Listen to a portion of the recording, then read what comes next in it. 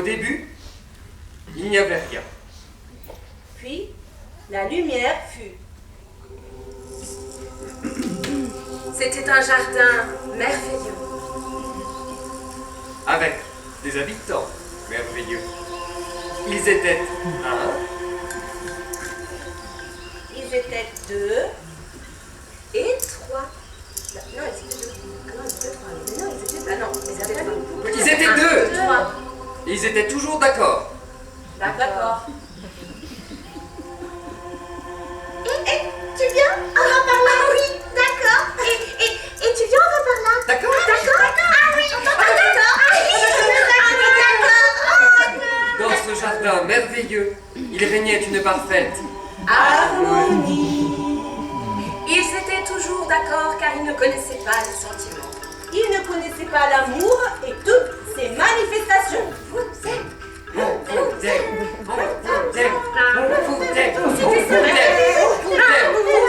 Ils ne connaissaient pas les promesses d'horizon et les sentiments d'infini. moi je voudrais ça.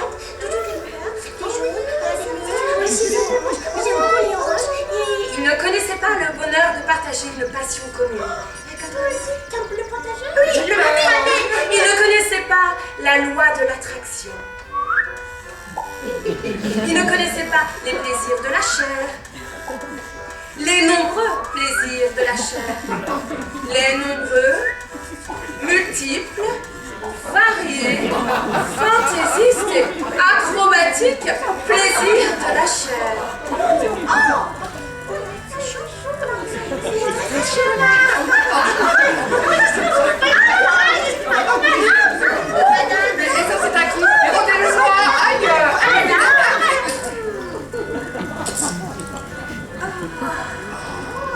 Ils ne connaissaient pas les habitudes, la routine, le train-train quotidien, l'ennui. Ils ne connaissaient pas les reproches, les disputes, les coups de gueule, les coups de bec, les coups de barre.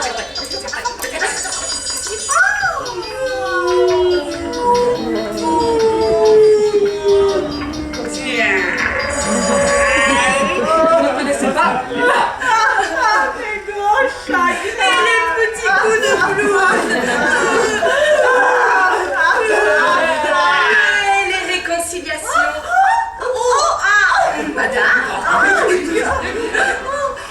connaissaient pas l'amertume de l'abandon. Ni la loi des séries. ni l'acharnement du destin. Ils ne connaissaient pas les dimanches après-midi en famille. Les réconciliations.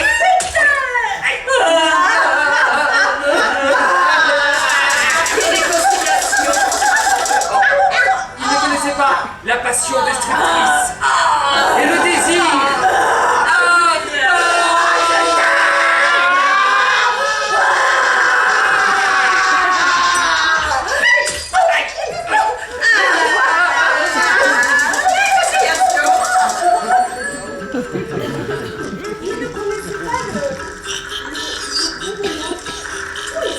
L'envie de goûter tous les autres satisfactions.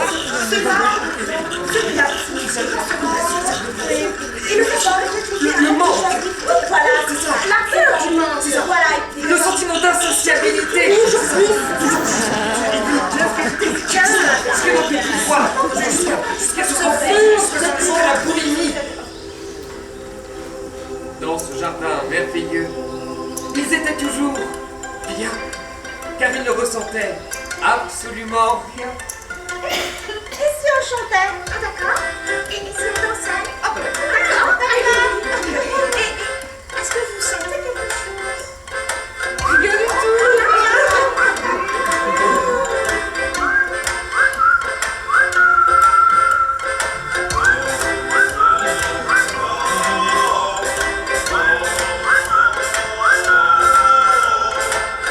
Bref, dans ce jardin merveilleux, ils se faisaient chier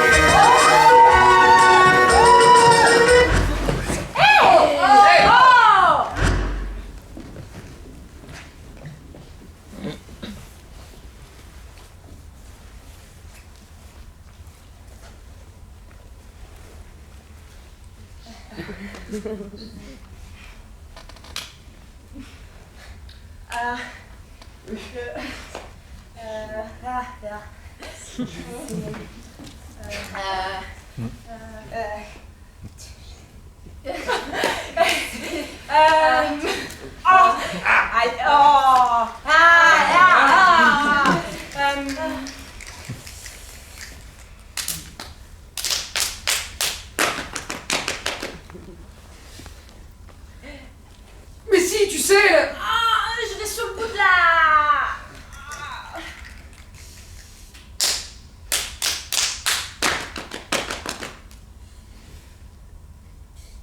Mais si, tu sais... Je vais sur le bout de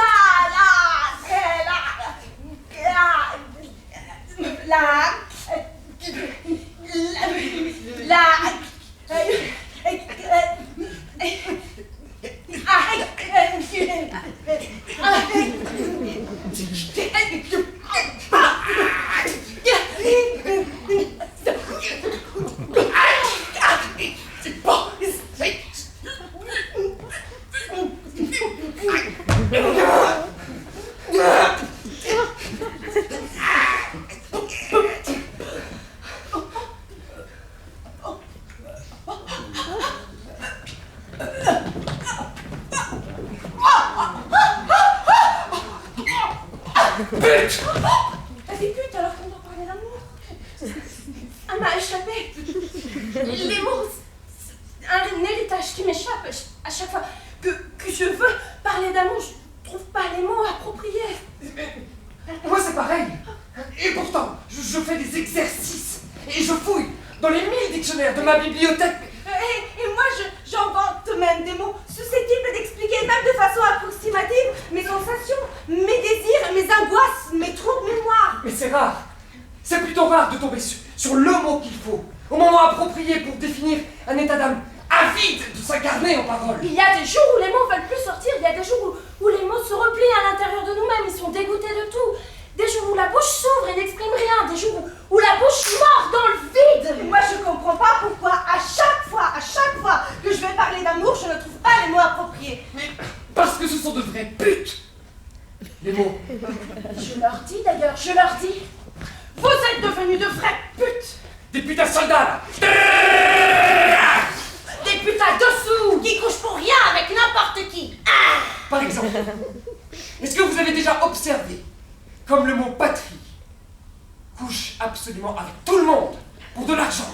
Ou tout simplement pour des promesses de tendresse. Et alors le mot à venir, hein, qui nous embrasse toujours sur la bouche toute la journée, du lever du soleil jusqu'à la tombée de la nuit, c'est fou. C'est insupportable de se faire violer comme ça continuellement par le mot à venir, qui nous embrasse tous sur la bouche en nous laissant ensuite un goût amer qui rappelle le sang. Et la pute, la plus glauque, la plus libidineuse, la plus intolérable, la plus gluante, c'est le mot mort. Ah! Elle te fait l'amour, elle te suce, elle te caresse, elle t'aspire, elle te pénètre, elle t'égriffe, elle t'écrase, elle te lèche, elle te vomit sans rien te démenter. Totalement gratos. Sans même que tu l'appelles ou que tu lui adresses un sourire. Tout simplement, elle se glisse dans ton lit pour te faire une surprise le jour où tu t'y attends le moins. Et tout excitée, humide jusqu'à l'os, elle t'attend avec ton nom sur la bouche comme un aller simple vers la jouissance suprême. À chaque fois que je veux parler d'amour, je ne trouve pas les mots appropriés. Et puis il y a des mots qui se suivent avec une telle tendresse. Des mots qui courent les uns après les autres durant des vies entières. Est-ce que vous avez déjà remarqué comme le mot vie court toujours après le mot présent? Tendresse. Encore. Le mot rêve, Réveil. fantasme, Assouvissement. Âme. Seul. Bouche. Baiser. Amour. À chaque fois que je veux parler d'amour, je ne trouve pas les mots appropriés.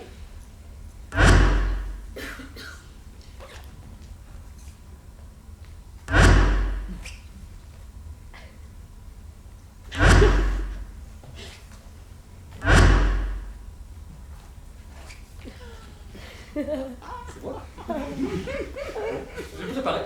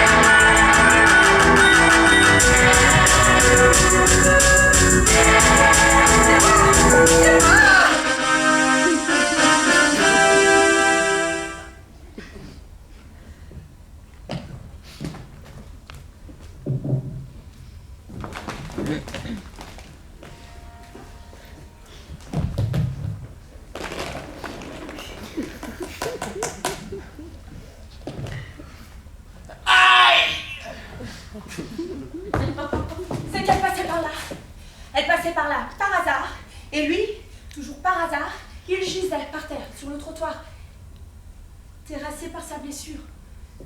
Sa blessure qui avait quelque chose d'un miroir, sa blessure. Elle s'est arrêtée. Elle s'est arrêtée, interpellée en quelque sorte par cette blessure. Étonnée de voir une si belle blessure, une blessure à cœur ouvert, à ciel ouvert, une blessure qui a quelque chose d'un miroir. Visiblement, elle était pressée. Mais la blessure a quand même attiré son attention. Et alors elle a dit... Messieurs! Oui? Excusez-moi, mais... Mais quoi? Excusez-moi, mais... Voilà. C'était tout ce que je pouvais dire pour le moment. C'est comme ça. Mais qu'est-ce qu'il y a, mon Dieu? Mais c'est que... Voilà. C'était la seule chose qu'elle pouvait dire pour le moment. Ça arrive, c'est comme ça. C'est que quoi? Rien, mais j'ai l'impression que vous saignez. Voilà. J'avais observé qu'il saignait. Ça arrive. Ah bon? Oui, et ça se répand de plus en plus. Voilà. J'avais observé que son sang se répandait de plus en plus sur le trottoir, que ça coulait vraiment de plus en plus et ça risquait d'inonder la rue. La ville, quoi. Oui, mais je saigne. Oh, et alors? C'est mon sang à moi. Je le laisse couler par terre, et alors? Je voulais que vous aidiez. Tiens. Elle voulait m'aider. Enfin, elle voulait m'aider. C'était quand même bien. C'était imprévisible. Mais c'était bien. De toute façon, j'étais content. J'étais... Et moi, je veux pas qu'on m'aide. Je veux qu'on me fiche la paix. Mais vous êtes un homme blessé, messieurs. Vous êtes un homme blessé, messieurs. Peut-être vous délirez aussi. J'appelle les urgences. Tiens, ça m'a fait rire. Elle voulait appeler les urgences.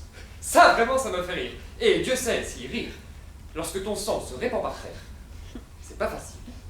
Ça fait mal. Mal. Pour moi, ce qu'il y a de plus urgent, c'est qu'on me laisse tout seul. Allez, merci et au revoir. Mais vous allez peut-être mourir, messieurs. Moi, je peux pas vous laisser comme ça. Je vais appeler la police. Tiens, elle voulait appeler la police. La police des gens blessés. La police des gens blessés à mort. La police des gens vidés. C'était drôle. Elle était drôle. Elle était mignonne. Elle était adorable, comme toujours. Et alors j'ai crié. Mais partez! Circulez! Vous avez pas autre chose à faire, madame, que de vous accrocher comme ça à ma blessure!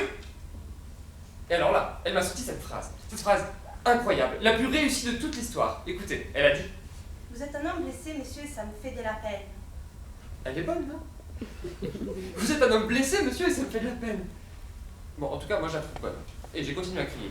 Partez! Circulez! Y a rien à voir! Mais moi, je ne voulais pas partir. J'étais déjà furieuse. Quelque chose m'est rendue furieuse. Et alors, j'ai commencé à crier, moi aussi. Vous êtes une blessure qui traîne par terre, monsieur. C'est pas bien. C'est pas bien pour la ville. C'est pas bien pour les citadins qui sortiront bientôt de chez eux pour aller au travail. Vous n'avez pas le droit de saigner comme ça, là, comme ça, en plein milieu de la place à 5h du matin. Voilà. Vous l'avez entendu? C'est quand même quelque chose, ça. Cette femme se faisait du souci pour la ville. Cette femme qui était à la fois dans mon cœur et en train de se pencher sur ma blessure. Cette femme, donc, cette femme que j'aimais, se faisait du souci pour la ville. Mais vous êtes aveugle, madame. Vous voyez pas que ma blessure est un miroir? Vous voyez pas que ma blessure est un gigantesque miroir? Non, je le voyais pas. Une blessure qui se vide de tout son sang, monsieur, n'est pas un gigantesque miroir. Mais c'est vrai, oui, c'est vrai que le sang qui se répand de plus en plus par terre commence à refléter le ciel. Je commençais à l'énerver. Reflétez, vous dites? Bien, penchez-vous un peu. Essayez de vous regarder dans ma blessure. Alors, vous voyez? Et alors, elle a tout vu. Fantastique. Mais ça grandit aussi. Et ça frémit un petit peu. Voilà. Elle voyait tout. Et elle comprenait tout maintenant. Monsieur, mais votre blessure, c'est un vrai compte à rebours. Ma vie s'y déroule à l'envers. Alors, vous voyez comme c'est dangereux de s'intéresser aux blessures des autres? Mais je ne l'écoutais déjà plus. Je ne l'entendais déjà plus.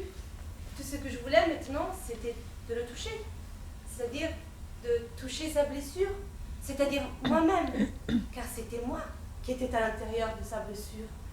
Et alors je lui ai demandé, est-ce que je peux la toucher? Oui, madame. Caressez-la. Et n'ayez pas peur, les blessures aiment les caresses. De toute façon, une caresse, ça fait pas de mal. Allez, n'hésitez pas. Vous pouvez y glisser. Alors excitée comme je ne l'avais jamais vue, elle s'est exclamée « Ah, mais c'est tiède! Mais vous pouvez y plonger !» Tout entière! Mais oui, tout entière. Et c'est ce qu'elle fit. Et ça avait commencé à l'aspirer. Alors je lui ai posé cette question. Ça commence à vous aspirer? Oui! C'est ça? Oui! Alors faites une descente. Mais ne revenez jamais. D'accord? D'accord. Au revoir. Et bon voyage. Au revoir. Merci.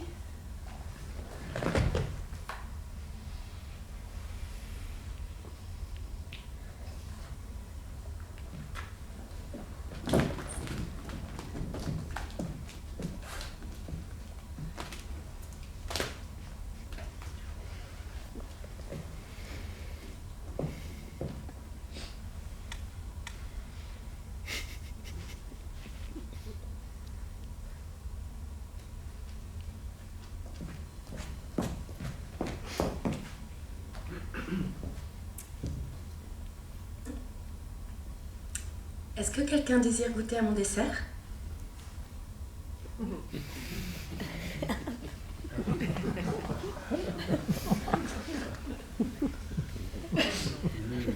Je viens tout juste de le faire.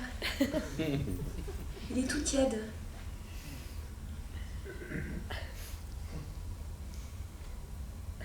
Quelqu'un? Personne?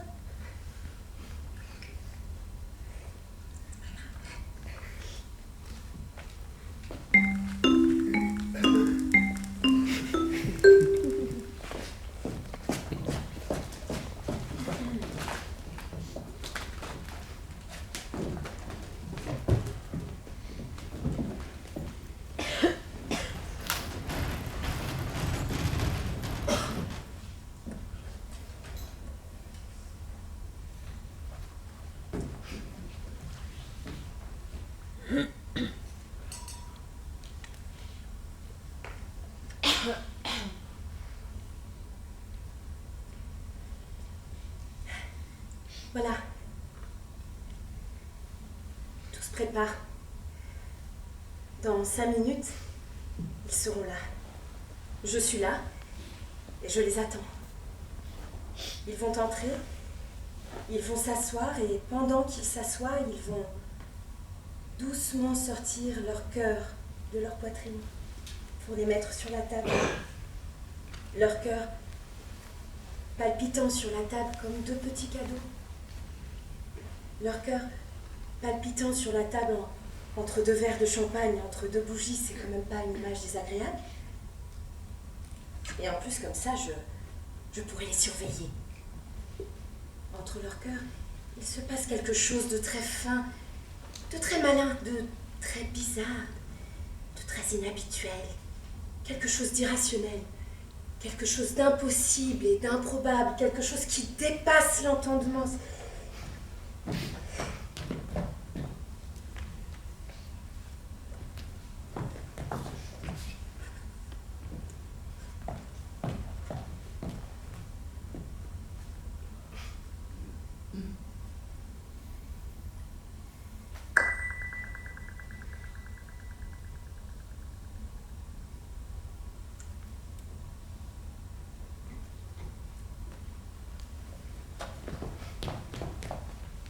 Rien qu'en regardant la vaisselle et les couverts, je sens monter en moi un début d'épanouissement qui avoisine l'orgasme.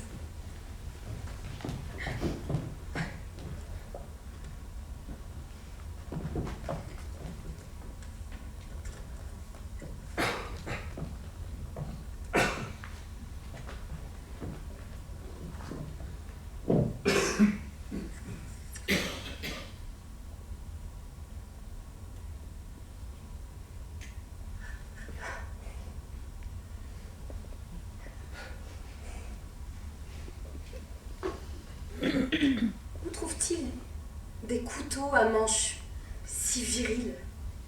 Où trouve-t-il des cuillères si plantureuses, si désireuses d'être tétées par les lèvres? On dirait que ces cuillères ont été justement arrondies par le contact avec des milliers d'autres bouches avides de tendresse qui ont laissé dans la courbure de ces objets généralement ordinaires une touche de sensualité infinie. Et ces verres qui sursautent imperceptiblement à chaque fois qu'une bouteille s'approche d'eux, et tous ces plateaux qui s'empilent si parfaitement, qui s'enfoncent en effet les uns dans les autres jusqu'à ne former plus qu'un. D'ailleurs, cette pièce respire une complicité érotique totale.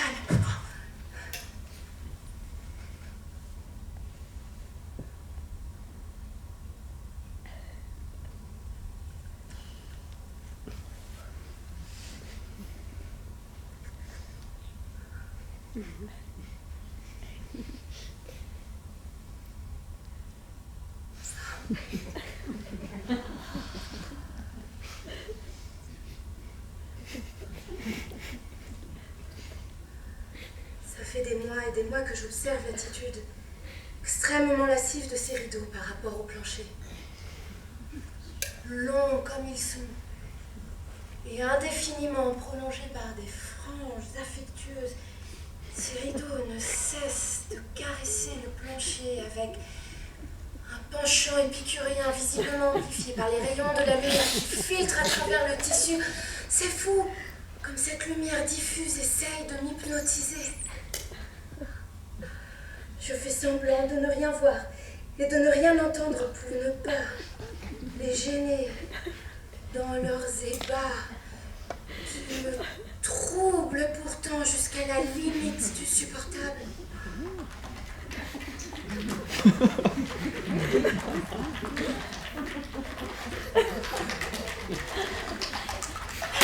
Je me sens otage de cette table que je n'ai pas quittée, oui.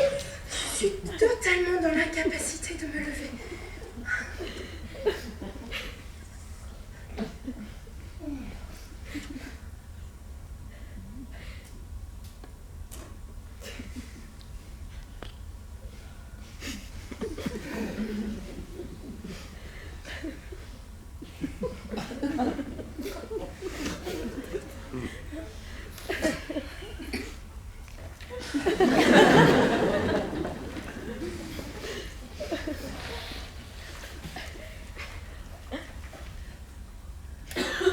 vous, madame, me passer encore une fois le sel?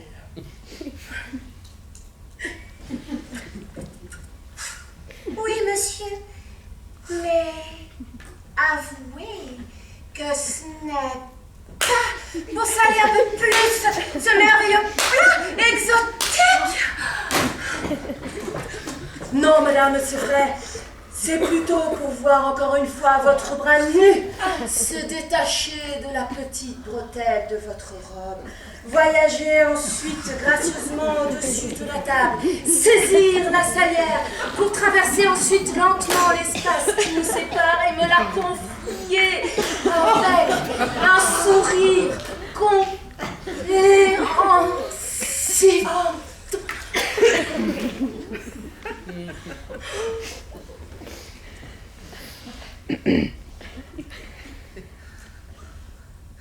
J'aimerais être cette salière. Mais si j'aurais l'espoir que leurs doigts me touchent et me saisissent.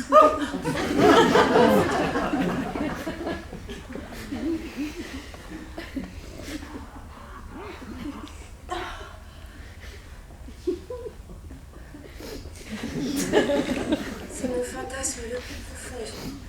Je suis bouleversée à l'idée qu'il s'accomplisse.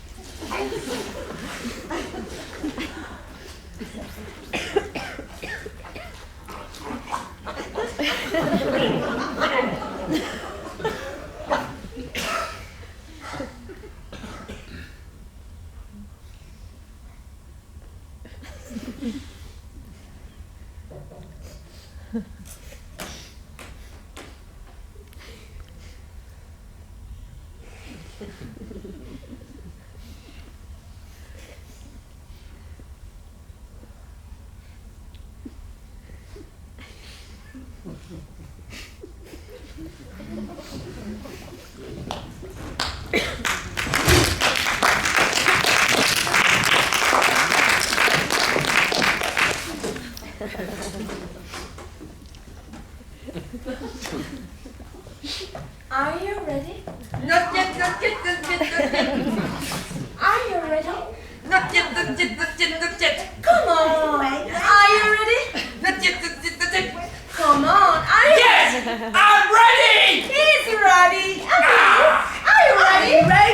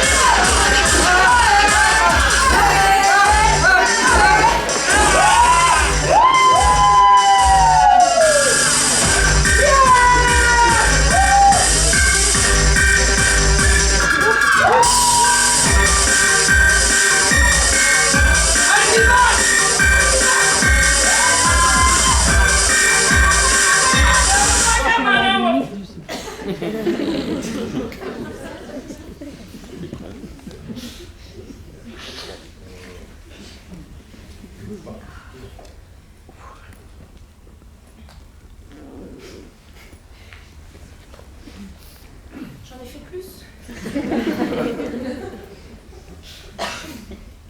J'en ai fait 3. J'ai vu qu'avec un, tout à l'heure, vous étiez un peu timide. J'en ai fait 3.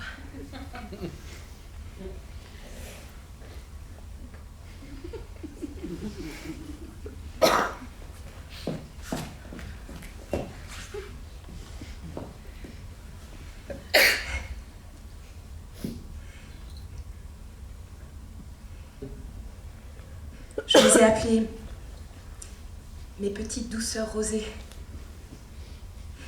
Quand je les cuis, il y a une croûte croustillante qui se forme sur le dessus.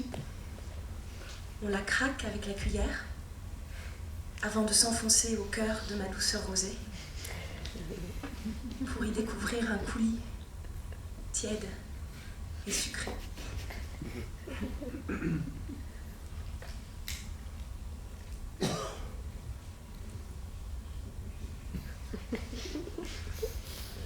Quelqu'un?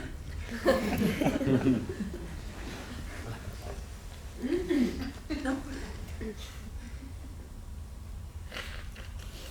C'est pas grave.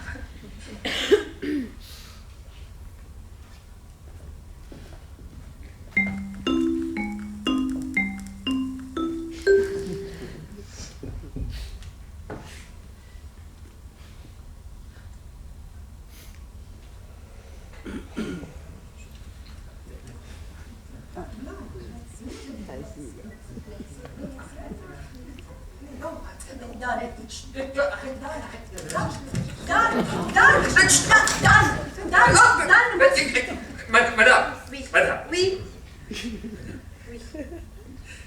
le fait de m'avoir donné la permission de dresser mon escargot.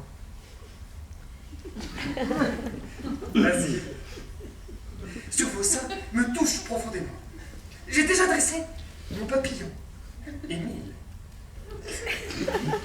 sur la surface de mes nuits blanches, mais jamais Basile sur vos seins.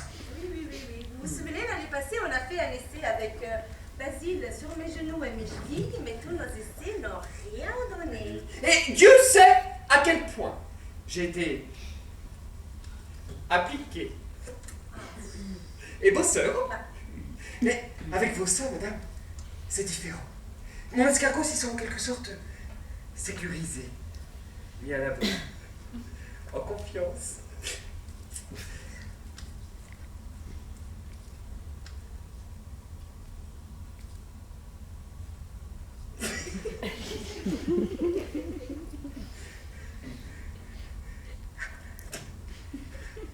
Dis-moi, Basile. Pourquoi tu préfères mes seins? Pourquoi?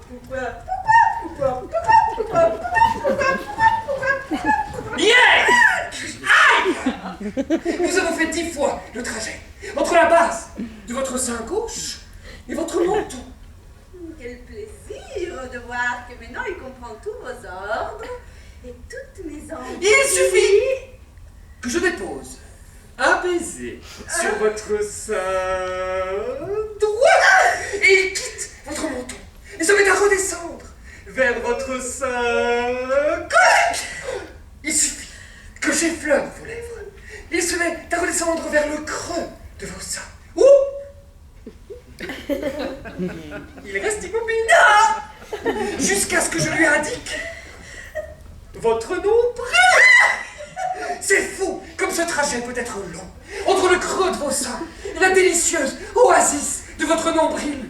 3 heures de marche pour mon escargot. Vous vous rendez compte? Oui, je le reconnais que jamais personne ne m'a exploré plus lentement. Mon escargot est fou de vous. Je ne sais pas si c'est le rythme de votre respiration ou l'odeur de votre peau qui l'excite le plus. Regardez avec quelle fébrilité il est prêt à repartir. Une fois qu'il a fait le tour complet de votre abdomen. Hé Basile, ne te précipite pas.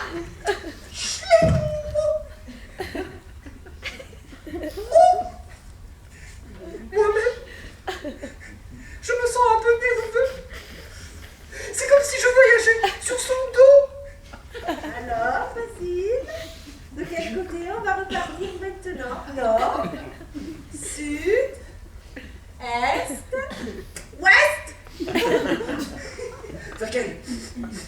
Vers quel signal olfactif? Vers quelle forme de relief charnel? Parfois, au milieu de votre ventre, mon escargot perd tous ses repères. Basile, tu te tiens tranquille, d'accord? De toute façon, votre peau nous parle, madame. Je veux dire, elle nous raconte des histoires ahurissantes. Votre peau. Des histoires que nous décryptons avec notre sixième sens. Celui de la lenteur. N'est-ce pas, Basile? Mais votre escargot est de plus en plus sage. Je chuchote le mot cœur. Il court m'apporter quelques battements de votre cœur. Cœur, Basile, cœur.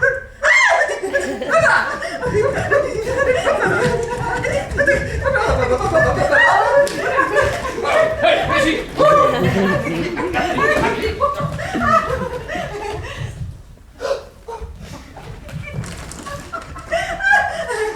Merci, Basile, merci.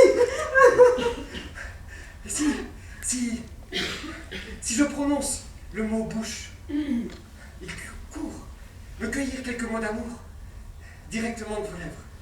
Et si je prononce le mot rêve, il court m'apporter quelques clignements de vos yeux. C'est bien, Basile. C'est bien. Tu peux faire une pause maintenant. Il faut qu'il dorme. Vous avez raison, madame. Il faut qu'il dorme.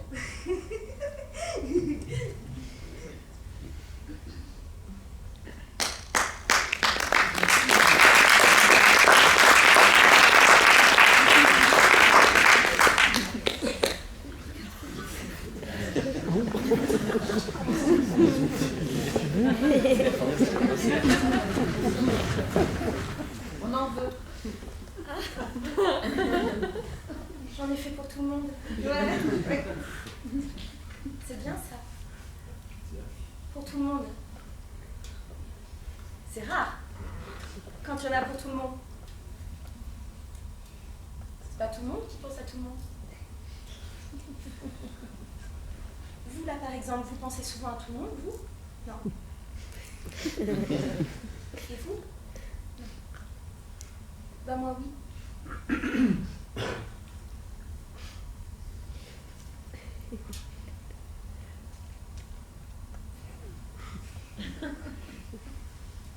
Quoi? Personne?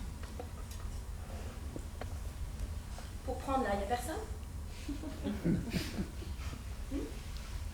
C'est difficile de prendre, hein? C'est ça? Recevoir, accepter, accueillir, prendre, c'est difficile? Hein? Donner, c'est facile peut-être? Moi je donne et il n'y a personne qui prend, c'est facile ça peut-être? Hein? Je donne, je m'épuise moi, je me vide à donner! Je me déverse comme ça! Hein? Mais je suis pas un puissant fond, un jour il n'y aura plus rien! C'est comme le pétrole, il n'y aura plus rien! Ça coule des kilomètres sur la mer, les cormorans qui collent, tout ça c'est dégueulasse!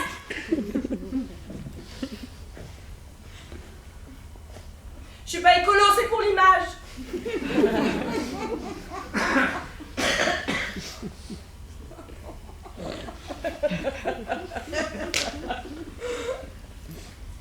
C'est quoi? C'est les flancs, c'est ça? Tu manges pas de porc. Ça va pas les flancs, c'est ça? C'est mou. C'est pas assez dynamique, ça fait la femme qui reste à la maison, qui prend le temps. Ça fait traditionnel, terroir. Familial. C'est la famille, c'est ça? Hein? C'est la famille, c'est ça? Hein? C'est la famille qui fait peur? C'est quoi? Ce que je voudrais bien comprendre, moi, c'est quoi? Je donne et il y a... Si vous n'êtes pas les premiers à dire non, vous n'êtes pas les seuls. Hein.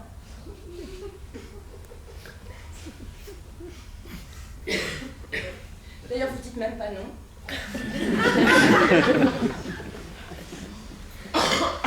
Dites rien. C'est pire.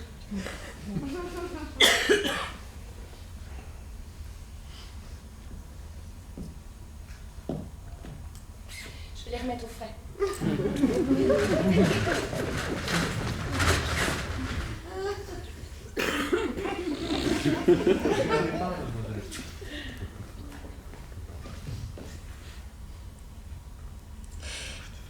Il y a des nuits où je me réveille à 3 heures du matin avec un goût amer dans la bouche et une sensation de vide dans la poitrine.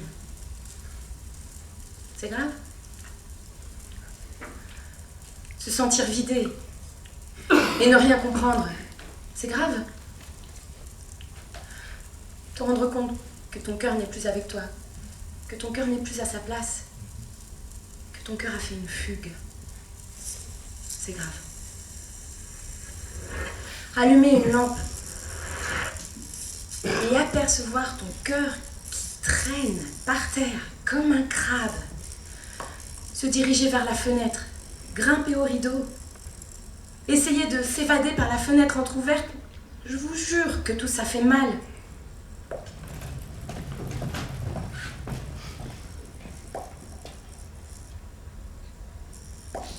Heureusement que les cœurs ne courent pas trop vite et qu'on peut les rattraper dans la cage d'escalier ou devant l'immeuble. Si vous saviez le nombre de fois où j'ai récupéré mon cœur en pleine nuit, au coin de la rue, ou même à l'arrêt de bus que je prends d'habitude. Un cœur, tout seul, tout rouge, à bout de force, après être sorti d'une poitrine, après être descendu du lit, après avoir parcouru la distance entre le lit et la porte, après être sorti par la chatière, après avoir descendu les escaliers, après traverser la rue. Vraiment, un cœur seul, à bout de force, à attendre à 4 heures du matin à un arrêt de bus, ça n'est pas normal. Normalement, les cœurs, ça ne se balade pas tout seul. D'après les manuels d'anatomie, les cœurs sont faits pour rester tranquillement dans leur cage et pour battre. Un cœur, c'est une pompe à sang, un point c'est tout. La science est formelle. La taille du cœur est d'environ une fois et demie la taille de notre poing fermé, c'est-à-dire ça, voilà. Un peu moins gros chez la femme que chez l'homme. Ça, c'est important. Le cœur d'un adulte pèse de 300 à 350 grammes, c'est tout, c'est prouvé, de 300 à 350 grammes. Indifféremment des choses qu'il a vécues, des émotions qu'on ait eues, des douleurs qu'on ait ressenties. Tout est écrit dans le manuel d'anatomie. Le cœur est un organe que l'homme a réussi à sédentariser normalement. Il ne se balade pas tout seul. Le cœur est un organe nocturne qui ne supporte pas la lumière, qui supporte aucune contradiction. Et surtout rien qui aille à contre-cœur.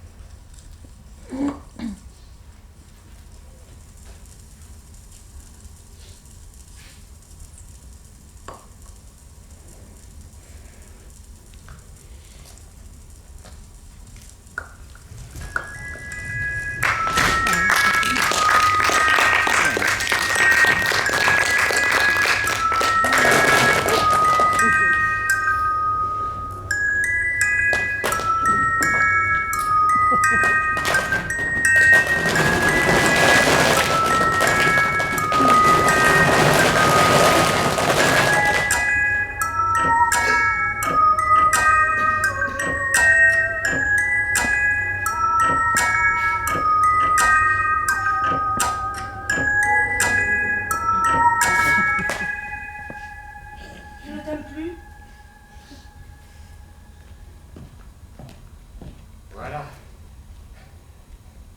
Belle façon de commencer la journée.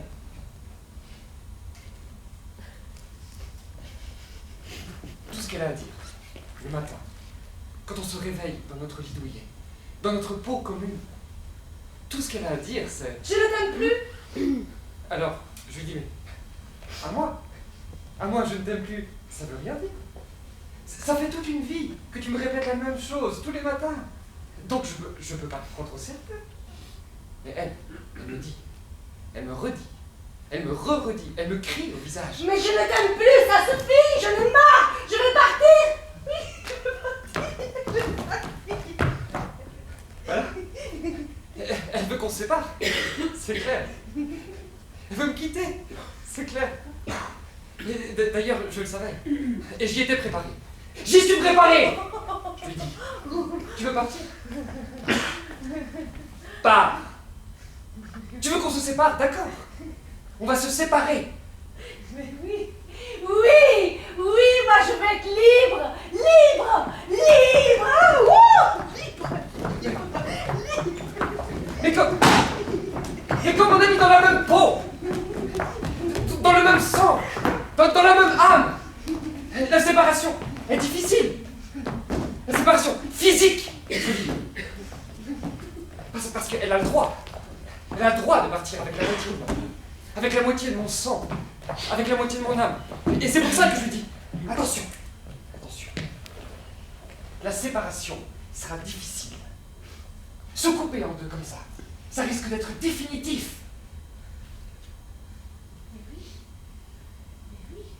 Mais au revoir. Donne-moi ma part de peau et au revoir. Donne-moi ma part de sang, ma part de chair, ma part de battement de cœur, ma part de rêve, ma part de...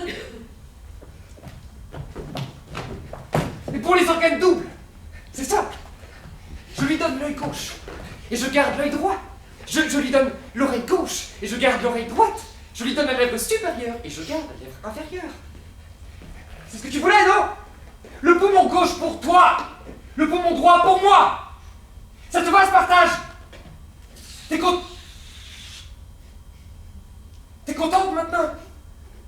Mais elle ne se rend pas compte. Elle ne se rend pas compte que maintenant, on s'enfonce dans l'impossible, dans l'insurmontable. Parce que maintenant, ma chérie, maintenant on arrive au cœur. Et il se trouve que je n'ai pas de cœur. Voilà mon problème. Je sais que nous nous sommes aimés dès le début, sous le régime du partage des biens. Mais là, tu me poses un problème.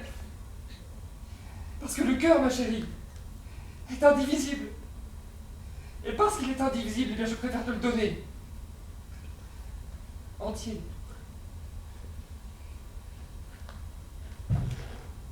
Commençons d'ailleurs. Et le sang, ma chérie, est trop volatile, trop aérien, trop rêveur, trop bouillonnant. On ne peut pas le diviser en deux parties parfaitement égales. Donc, je te le donne entier. Voilà. Il est à toi.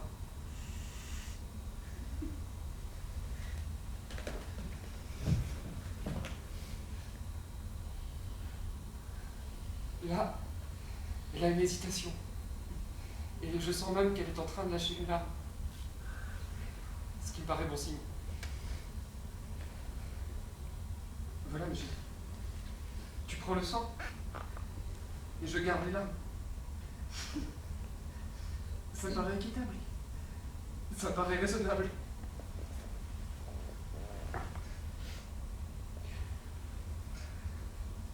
C'est fou.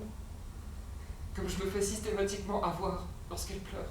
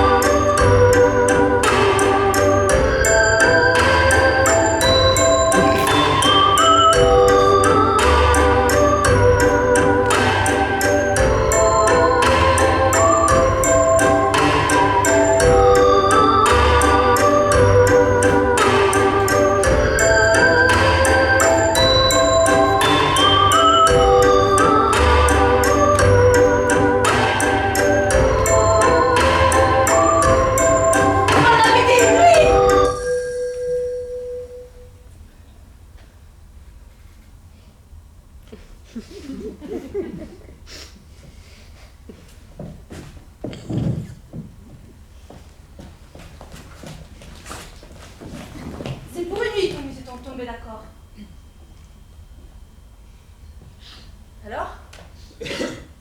Alors j'ai l'habité dans mon corps pour une nuit. C'était une nuit d'orage, une nuit furieuse, une nuit fiévreuse, une nuit sans fin. Il faisait froid dans l'univers. Le sang de la ville était glacé. Les civilisations s'écoulaient les unes après les autres. Bref, c'était la fin du monde.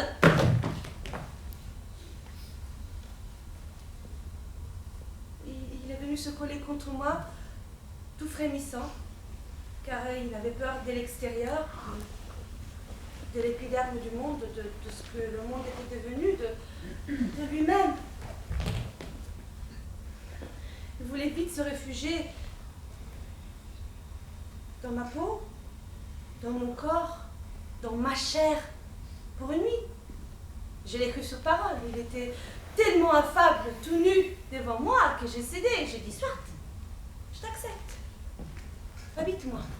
Vas-y. Fonce. Niche-toi à moi. Relaxe-toi. Goûte-moi. Effondre-toi dans mon être. Et puis il a dit... Merci, madame. Car à l'époque, il n'osait pas encore me tutoyer. Donc il a dit... Merci, madame. Vous êtes un chou. Et il est rentré comme ça. Tout simplement, tout finement, dans mon corps. Il est resté une nuit, et ça lui a plu. Et c'est parce que ça lui a plu que maintenant il ne veut plus en sortir. Voilà, ça fait déjà des mois et des mois qu'il vit dans mon corps, qui habite dans ma peau, qui traîne toute la journée et toute la nuit, qui fait ce qu'il veut. Il se sent bien d'ailleurs dans mon corps. Et il me le dit, très souvent il me dit. Vous êtes merveilleuse, vous êtes tout douillette, je ne vous quitte plus. Vous êtes ma femme. Voilà, c'est son discours à lui, je suis sa femme. C'est ce qui veut dire qu'il a décidé de faire ce qu'il veut dans mon corps. Il dort dans mon corps. Il se nourrit de mes rêves. Il se lève le matin, il prend son bain, il prend son petit déjeuner, il s'habille dans mon corps, il s'habille pour inviter ses amis à dîner, car messieurs, il n'aime pas être seul, non! Il aime la vie, alors il invite tous les jours des inconnus dans mon corps.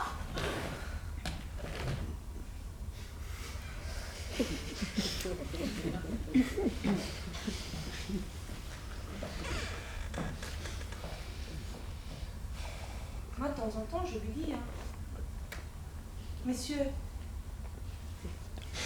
il y a un problème avec vous.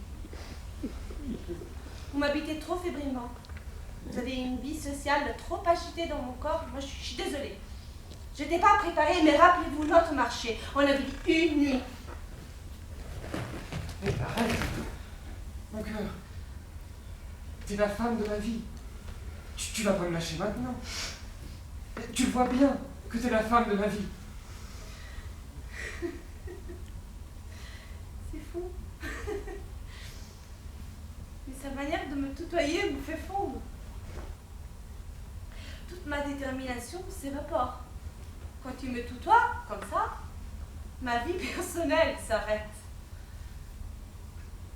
Et je me considère même un peu heureuse de ne pas être encore vide. Messieurs,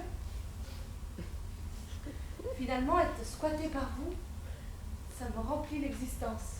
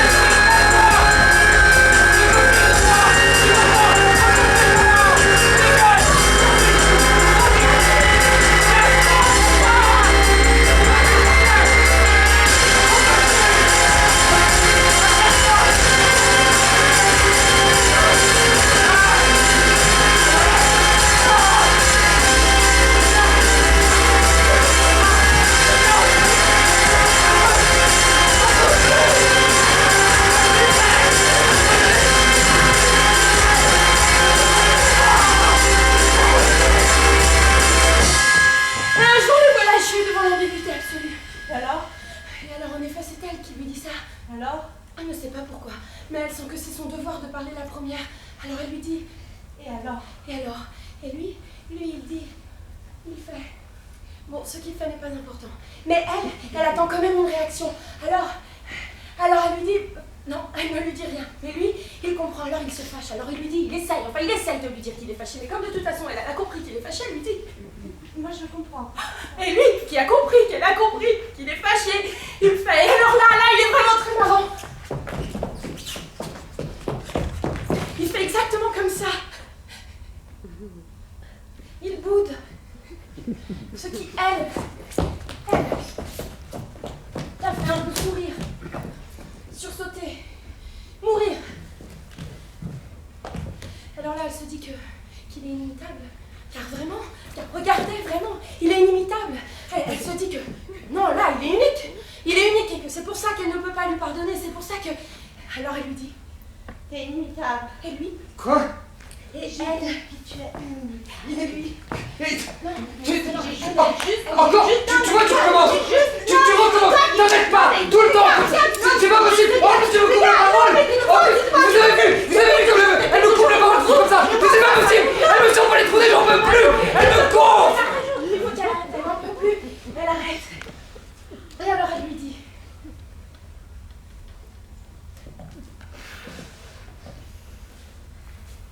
On recommence si tu veux. Quoi? Ou alors? Non. Quoi? J'ai juste dit qu'on recommence si tu veux. Et alors? T'as dit où alors? Mais je sais très bien ce que t'as voulu dire! Et qu'est-ce que j'ai voulu dire? Ah non! Et lui, il dit, il fait... Bon, ce qu'il fait n'est pas important. Mais elle est très fâchée. Alors elle lui dit... Elle lui dit rien. Mais lui, il comprend qu'elle est fâchée, alors il se fâche. Car lorsqu'elle est fâchée, il se fâche. Alors il lui dit, il essaye de lui dire que lui aussi, il est fâché. Et à bout de force. Mais comme de toute façon, elle est déjà énervée.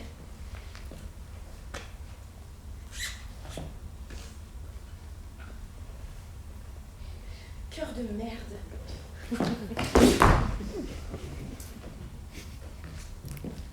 Je comprends. Je comprends que toi, à chaque fois que moi, enfin, c'est comme ça. Entre nous, c'est comme ça. Car c'est toujours comme ça. Et il n'y a pas de solution. Les cœurs, c'est fait comme ça. Ça râle. Ça s'engouffre n'importe où. Ça grogne. Ça bouffe les secondes. Ça aspire le temps. Ça supporte aucune absence. Ça crache sur le vide, dans le vide. Ça se dévide.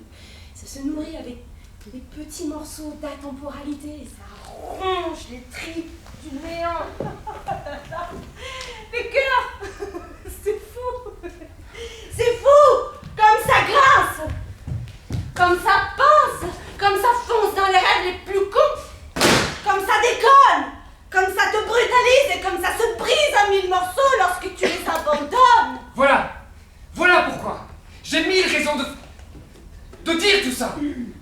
Car c'est ça la vérité. Être avec toi, c'est pas facile. C'est plutôt... Mais toi, quand je te dis ça, tu me coupes! Tu me coupes la parole. Tu me coupes les secondes. Tu me coupes le présent. Tu me coupes toujours. Ça m'embête parce qu'il faut que je recommence. Que je recommence encore et encore. Voilà.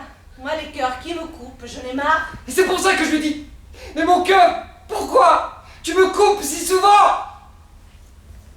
Mais vraiment, mon cœur, pourquoi tu me coupes si souvent? Mais vraiment, pourquoi? Pourquoi tu me coupes si souvent?